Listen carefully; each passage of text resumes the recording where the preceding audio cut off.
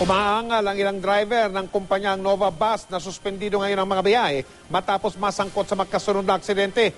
Paano naman daw ang kanilang kabuhayan? Nakatutok si Ian Cruz. Malungkot ang mga kaanak at kaibigan ng 16 na taong gulang na si Glendayo Oding nang iuwi ang kanyang bangkay sa barangay Santa Lucia, Quezon City. Nasawi siya kahapon matapos mabangga ng isang busang Nova Auto Transport. Sinagot na raw ng kumpanya ang gastusin hanggang sa pagpapalibing. Makipag-areglo sa kanila. Ano po yung hihilingin nyo? Financial na nila sa anak ko. Tulong. Nagkamalay na rin ang kasama ni Ding na si Toto kagabi sa East Avenue Medical Center. Sagutin ng kumpanya ang gastusin sa ospital. Nakaparada naman ang mga bus ng Nova Auto Transport sa terminal nito sa Sabarte Road, North Caloocan. Nasa ilalim ito ng 30-day preventive suspension na ipinataw ng LTFRB. Hindi kami pinapasok sa loob. Wala ring opisyal na humarap sa amin. Pero ang ilang bus driver sa labas ng terminal nababahala. Bagay lahat. Bigyan na naman kami ng chance. Paano naman kami? Katulad yung sa akin, 2 college ko. Mahigit 100 empleyado ang mawawala ng trabaho. Lahat kami magugutom.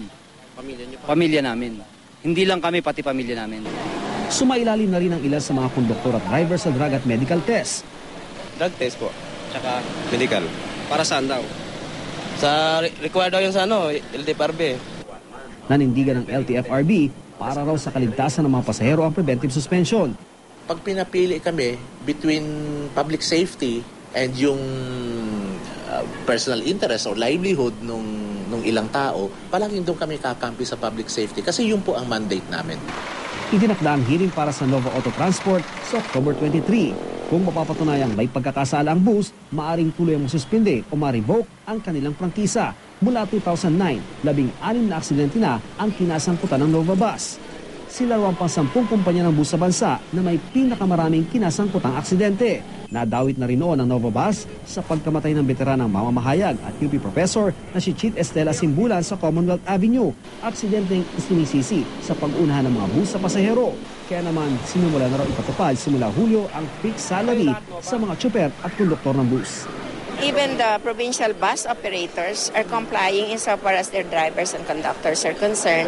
So it's more than 4,000 already nationwide, almost 70%. Ian Cruz, Nakatuto, 24 Oras.